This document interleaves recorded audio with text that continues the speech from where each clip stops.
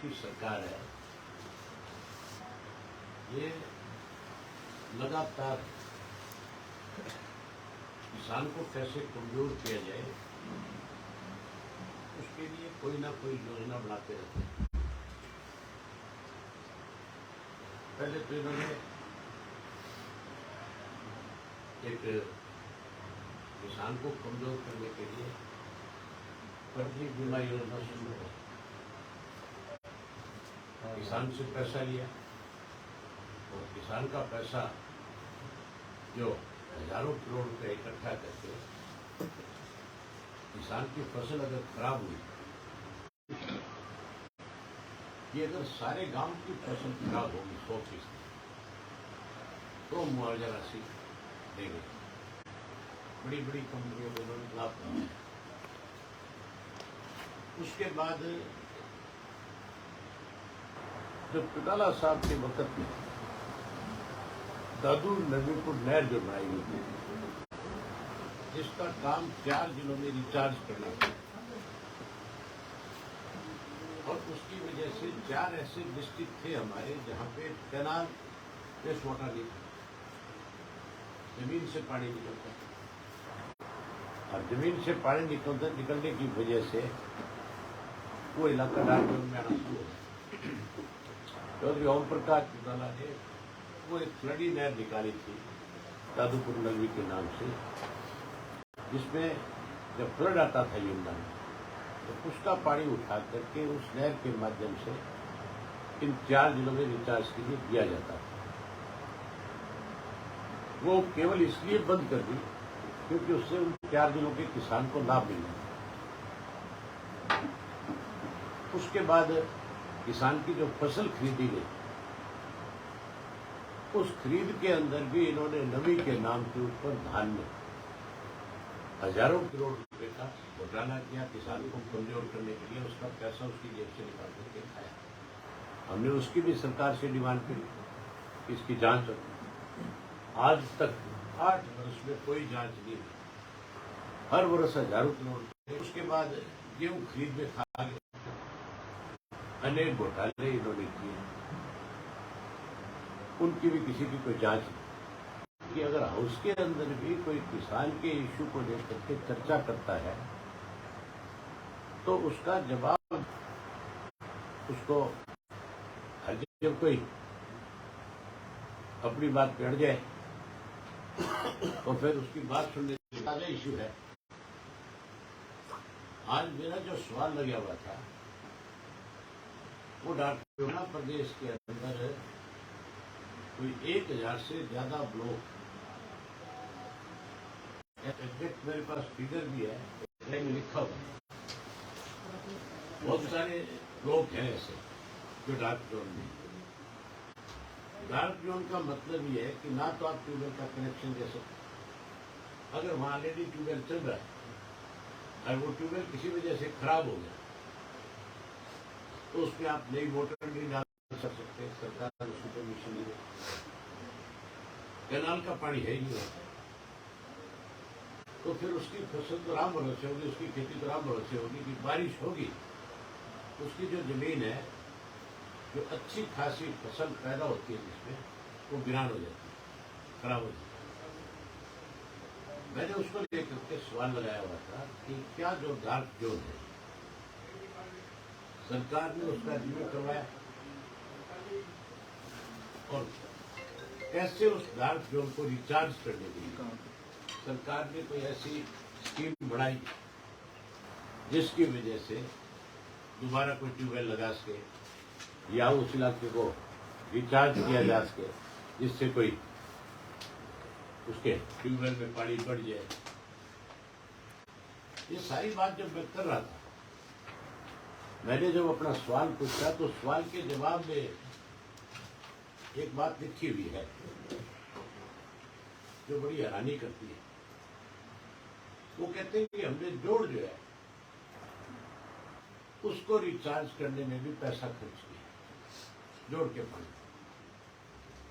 जोड़ का पानी पशुओं के पीने के काम करता है।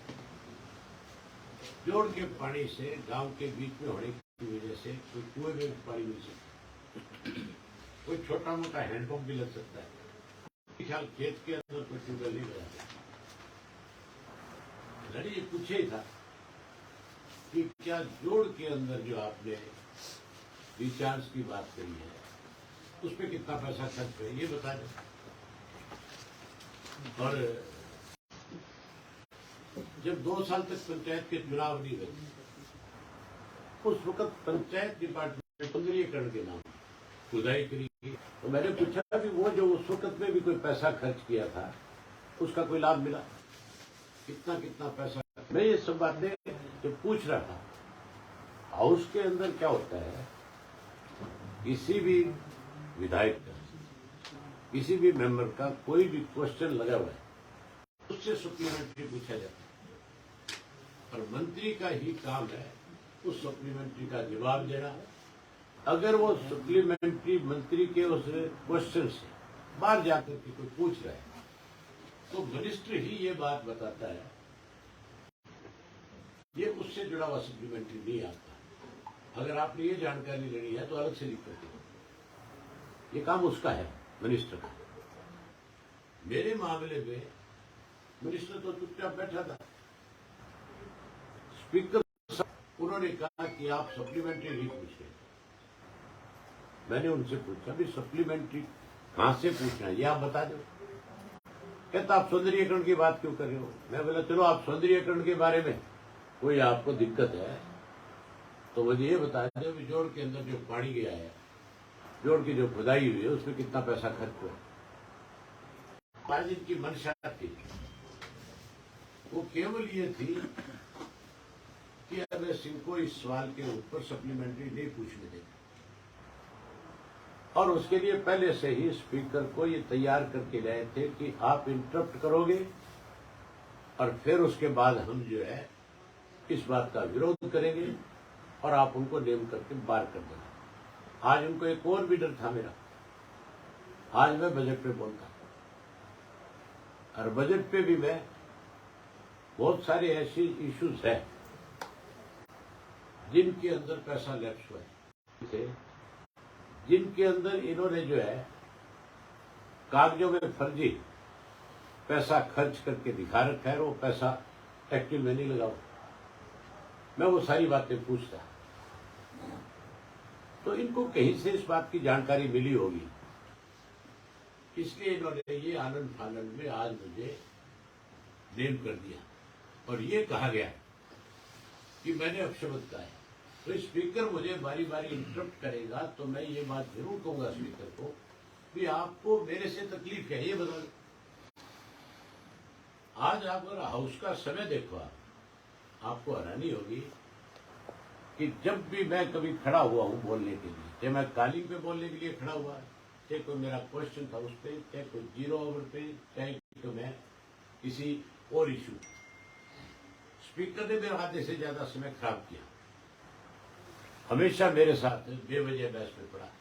तकलीफ इस बात की है स्पीकर को कि स्पीकर साहब के जो पंचकुला से लोगों की शिकायतें मेरे पास है, मैंने ये बात प्रेस के लोगों के बीच में कही थी कि मुझे पंचकुला के लोगों ने भी बहुत सारी शिकायतें दे दी और मैं समय आने के उन सब बातों का खुलासा करूँ।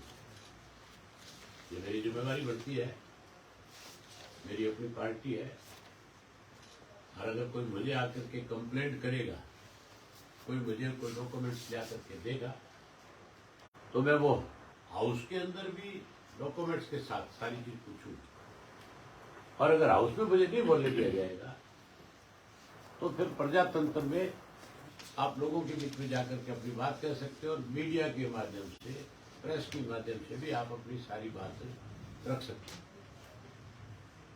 मैंने जब ये बात कही थी कि मैं आपके जो मेरे पास कंप्लेंट्स है मैं उस पर भी यहाँ चर्चा करना चाहूंगा तो फिर तो आग उगला होगी। फिर तो उनको देखने वाला था, ऐसे नहीं लग रहा था कि स्पीकर है, तब तो यो लग रहा था जैसे कोई मतलब हम दोनों एक दूसरे के सामने कोई चुनाव लड़ रहे, कोई तकलीफ हो रही थी। फटाफट बस एक ही बात, मैंने आपको नेम कर दिया, मैंने आपको नेम कर दिया, नेम कर दिया। स्पीकर का काम है नेम करने से पहले उसकी बात को सुनना होता है जनरली। स्पीकर का काम सरकार का पक्ष बनना नहीं। हर विधायक को वो अगर कोई चीज सरकार से पूछता है तो उसकी हेल्प करना है, या उल्टा काम हो। हैरानी की बात है, कांग्रेस वाले भी सरकार के साथ जब मेरा इश्यू आता है तो मिल जाते हैं। आज भी मिल गए। आज भी कांग्रेस वालों ने ये नहीं पूछा एक बारी भी स्पीकर से भी ऐसे कौन से शब्द आपके लिए कहे हैं या उसके लिए कहे हैं जिसमें अनपार्लियामेंट्री लैंग्वेज है। मैंने बारी बारी पूछी है स्पीकर से, बेटा तू बता तो दे मुझे कि मैंने कौन सा अनपार्लियामेंट्री लैंग्वेज यूज करी है जिसकी वजह से आपने मुझे नेम किया। आज भी कारण तो बताए ना। ये मेरा अधिकार है पूछना कि मुझे वो बताए कि भी आपने ये गलत बोला। और उसके लिए भी नेम करने की बजाय अगर कोई अनपार्लियामेंट्री लैंग्वेज यूज करता है विधायक तो उसके लिए पहले ये बात कही जाती है या तो अपने शब्द वापिस ले लो और वापिस नहीं लोगे फिर हम आपके खिलाफ कार्रवाई करेंगे। ना तो उन्होंने कोई इस तरह की बात हाउस में की, ना मैंने कोई ऐसी बात कही जिसकी वजह से किसी को तकलीफ हो। तकलीफ तो सिर्फ यही बात थी कि मैं किसान की आवाज उठा रहा था और मैंने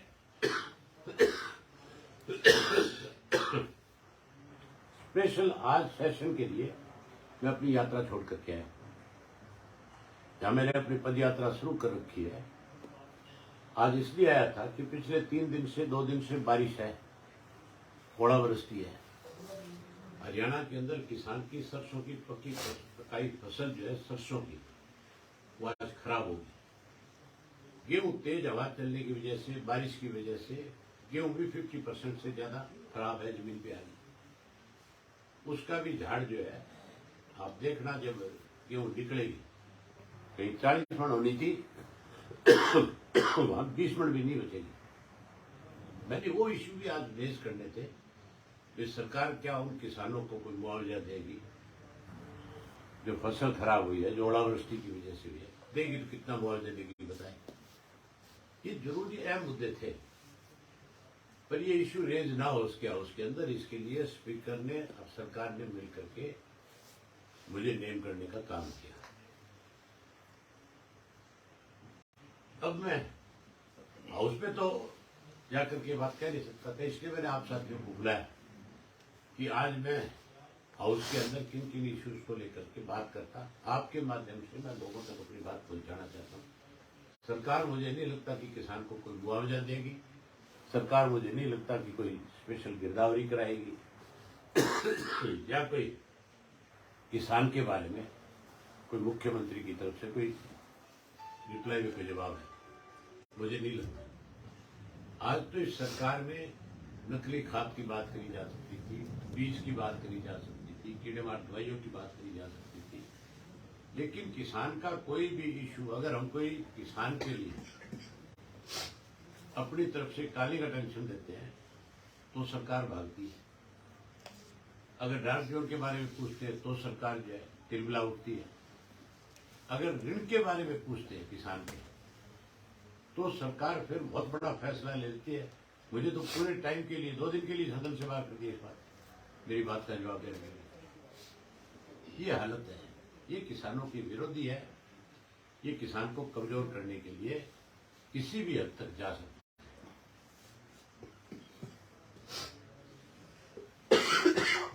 तो सर आपको ही टारगेट ज्यादा किया जाता है, आपको ही पिछली बार भी नेम किया गया था, अब भी आपको किया गया, आरोप भी आपके ऊपर लगते हैं सारे। कोई और विधायक को कभी ऐसे नेम करने की नौबत नहीं आई? आप ये देखो, बहुत सारे विधायक जो सप्लीमेंट्री पूछते हैं, बहुत सारे विधायकों का विवाद भी बढ़ जाता है, लेकिन आज तक किसी को नेम किया है? कांग्रेस के विधायकों को जो अपने आप को अपोजिशन के मानते हैं वो तो सरकार के साथ मिले हुए। आज अगर अपोजिशन कोई है हरियाणा में तो केवल मैं अकेला विधायक हूं जो लोगों की बात को हाउस में, हाउस से बाहर सबके बीच में कहता हूं। तो पहले से प्री प्लान किया जाता है कि ये इस तरह से जो आप मुद्दे उठाएंगे उसके बाद स्पीकर आपसे? ये प्री प्लान नहीं था। आज आपने देखा नहीं क्या हुआ था उसके अंदर। ये तो हर आदमी जो वहां बैठा था उसको इस बात से साफ लग रहा था कि भी आज तो बिल्कुल ही धक्का हो रहा है। मेरी बात का जवाब देने की बजाय मुझे नेम करना बिल्कुल धक्के वाली बात थी। लेकिन स्पीकर का कहना है और जो व्यक्ति है, और जो विधायक है, और जो मेंबर है, क्या वो बहस नहीं करते? क्या कभी आपने स्पीकर को किसी को वार्निंग तक भी नहीं देता? लेकिन मैं जब भी खड़ा होता हूं, ये डर है कि मैं अपनी बात करता कहता पंचकूला का जिक्र ना करूं। मुझे अगर हाउस में पंचकूला पे बोलने से रोका गया तो मैं आपके सामने सबूत के साथ बैठ जाऊंगा, हाउस में भी सबूत लेकर के जाऊंगा। चीफ मिनिस्टर को जाकर के पहले यही कहूंगा हाउस के अंदर कि भी आज मैं पंचकूला की बात करने जा रहा हूं, और आप स्पीकर साहब से कहो कि वो ये अपने चैम्बर में चले जाए, इनकी जगह कोई दूसरे को बैठा दिया जाए, ताकि मुझे अपनी पूरी बात बता सकूं हाउस में आपको। अगर मेरी कोई बात गलत हो तो आप मेरे खिलाफ एक्शन लो। अगर मैं ठीक बोल रहा हूं तो आपका, चाहे वो स्पीकर है, चाहे आपका मिनिस्टर है, चाहे वो आपका कोई ऑफिसर है, उसके खिलाफ कार्रवाई करो। फिर क्या डर है? तो कल आप उठाने वाले हैं पंचकुला में जो आपसे लोग मिलते हैं? पंचकूला के मामले में मेरे पास काफी डॉक्यूमेंट्स है जी। मैंने और भी जिम्मेवारी लगा रखी है। जब मेरे पास पूरा कंक्रीट मसाला होगा उस दिन 100% इसको हाउस में भी उठाऊंगा और आप लोगों के सामने भी रखूंगा। आएगा, बहुत बड़ा मसाला आएगा, बहुत बड़ी बात आएगी। बहुत सारी बातों के जवाब जो है हाउस के अंदर मिलेंगे नहीं। लेकिन स्पीकर का कहना है सर कि आपने अशोभनीय भाषा का इस्तेमाल किया, इसलिए मुख्यमंत्री भी खड़े हो गए, डिप्टी सीएम भी खड़े हो गए, बताया नहीं। और खुद मुख्यमंत्री ने खड़े आपको बोला कि मैंने दोनों से ये बात पूछी थी वहां पे कि आप ये बताओ भी मैंने क्या अशोभनीय भाषा बोली है, मैंने कौन सी अनपार्लियामेंट लैंग्वेज बोली है जो आप मुझे नेम कर रहे हो, ये बताना बनता है। हाउस में किसी भी मेंबर को आप नेम करते हो उससे पहले उसको वार्न करते हो। बाकायदा तौर पे स्पीकर ये कहता है कि मैं आपको वार्निंग देता हूं, या तो आप इस चीज को, आपने ये लैंग्वेज बोली है, इन शब्दों को वापिस ले ले या माफी मांगे, जो भी वो अपनी तरफ से कोट करता है वो करे।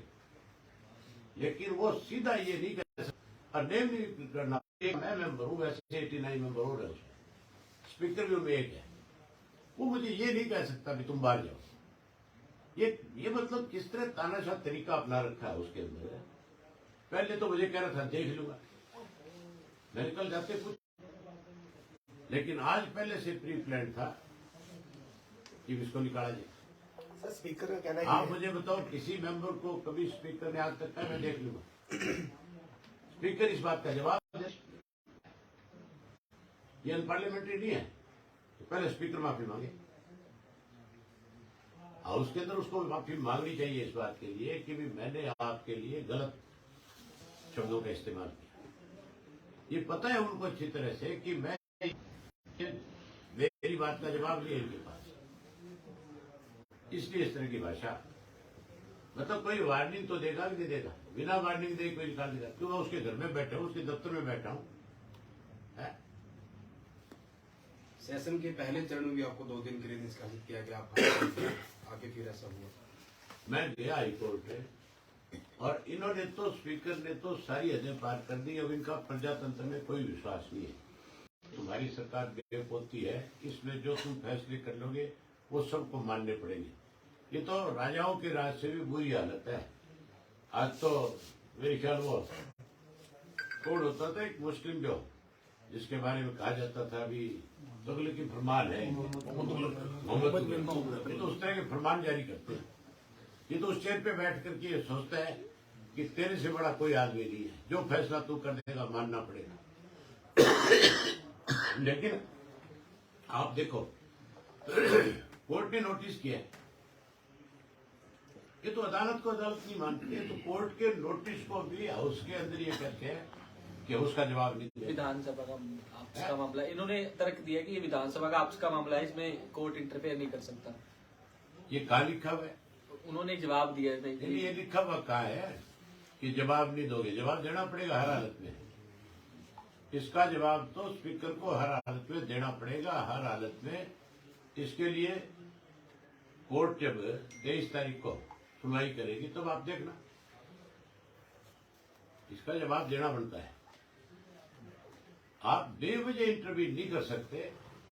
न्यायपालिका और विधायिकी का एक फर्क है, लेकिन ये थोड़ा ही है कि वहां बैठ करके स्पीकर जो है अपने मन चाहे फैसले कर देगा। एक रूल बुक है हमारे यहाँ, उस रूल्स के मुताबिक ही आप कोई फैसला ले सकते हैं, उससे बाहर जाकर के नहीं। इन्होंने जो मेरे खिलाफ फैसला लिया था वो रूल के खिलाफ जाकर देता है। तो मैंने विधानसभा में कहा, उस बात का जवाब ही नहीं था इनके पास। विधायिका को ये, इसको न्यायपालिका को ये नहीं मानते, कैग की रिपोर्ट को ये नहीं मानते, प्रजातंत्र को ये नहीं मानते, तो फिर चलेगा कैसे? फिर तो आखिर आपके सामने जाकर के बात करनी पड़ेगी। अब तो ऐसी हालत कर दी कि प्रेस के लोगों के खिलाफ भी सरकार में बैठे लोग जो है जाकर के उनके खिलाफ मुकदमे दर्ज कराते हैं, उनको अरेस्ट कराते हैं, और उनके बच्चे जो है विधायकों के जाकर के रूलिंग पार्टी के कहते हैं एक के खिलाफ ये क्या, अब अगले खिलाफ करेंगे। फतेहाबाद में क्या हो रहा है? हो रहा है नहीं हो रहा है? आने वाले समय में आप लोगों के खिलाफ भी ये इसी तरह से करेंगे। अगर आप लोग हमारी आवाज नहीं बढ़ोगे तो ये मान के चलो थारा भी नंबर लगेगा। शराब घोटाले को लेकर आप लगातार सवाल लगाते हैं, लेकिन सरकार का कहना है कि काफी मुनाफा हुआ है। आप मुझे एक चीज बताओ, वो कहते हैं मुनाफा हुआ है, तो फिर जो एक साल के अंदर मान लो 10,000 करोड़ में बिका, दूसरे साल में आप 15,000 करोड़ लेंगे उसको, तो 5,000 करोड़ रुपए पहले साल वाला कहा गया है। इतनी दारू की खपत बढ़ गई एक साल में, इतने ज्यादा पीने वाले हो गए कि 5,000 करोड़ रुपए का सीधा सीधा फायदा हो गया। इसका मतलब पिछला आप खा गए है। ये तो खुद ही स्वीकार करते हैं भी हमने डाके मारे हैं। रिपोर्ट क्यों नहीं शाया करते? सरकार में बैठे लोग रोज ये कह देते हैं कि भाई मुनाफा हो गया या ये हो गया, तो फिर विजिलेंस की रिपोर्ट क्यों नहीं आ रही? फिर वो चीफ सेक्रेटरी की रिपोर्ट क्यों नहीं आ रही? वाणी चाहिए, क्या दिक्कत है उसको आने? ये तो एससीटी की भी रिपोर्ट नहीं जारी करना चाह रहे थे, वो तो हाई कोर्ट ने मांग ली इनसे रिपोर्ट, और हाई कोर्ट ने जब रिपोर्ट मांगी तो इनको देनी पड़ी, मजबूरी होगी। अदरवाइज इन्होंने तो वो भी टेबल नहीं करी। तो स्पीकर का कहना ये भी है कि आप आरोप लगा दे रहा था, आप ले क्यों नहीं लेते? बोले अभय जी मैंने अपने गले में फांसी डालनी है। क्या बोला? फिर तेने कहा क्यों था? मैं इसकी इंक्वायरी करा दूंगा।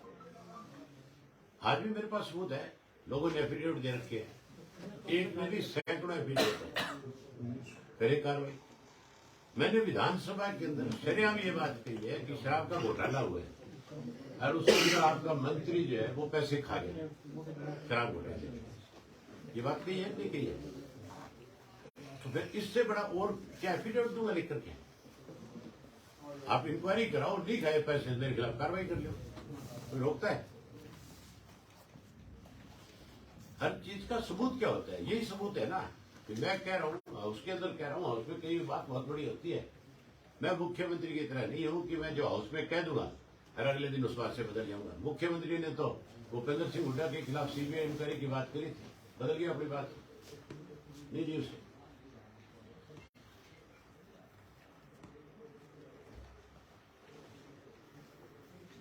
सबूत तो मैं इसके खुद के खिलाफ दे दूंगा। स्पीकर के जो आएंगे अभी मेरे पास है वो बाकायदा सबूत ही आएंगे, और मैं स्पीकर के खुद के खिलाफ दे दूंगा, आपको दे दूंगा कॉपी। आप स्पीकर पे ले जाना कि ले स्पीकर साहब आप सबूत मांगो थे, हमारे पास भी है, कर कार्रवाई तू तेरे खिलाफ। क्या होता है सबूत? ये तो बताओ मुझे।